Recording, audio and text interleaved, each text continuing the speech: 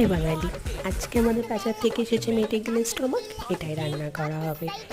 তাই প্রথমেই মাংসটাকে ধুয়ে নিয়ে লবণ, হলুদ, জিরে গুঁড়ো, ধনের গুঁড়ো, আদা, রসুন, লঙ্কা বাটা আর সর্ষের তেল দিয়ে ম্যারিনেট করে রেখে দেবো কিছুক্ষণ। এরপর একটা বাটি নেবো, তাতে চিনি, লবণ, হলুদ, জিরে গুঁড়ো, ধনের গুঁড়ো, লঙ্কা বাটা দিয়ে গুলে রেখে কড়াই নেব, তাতে নেব কিছুটা সর্ষের তেল, তাতে ফোড়ন দেব জিরে।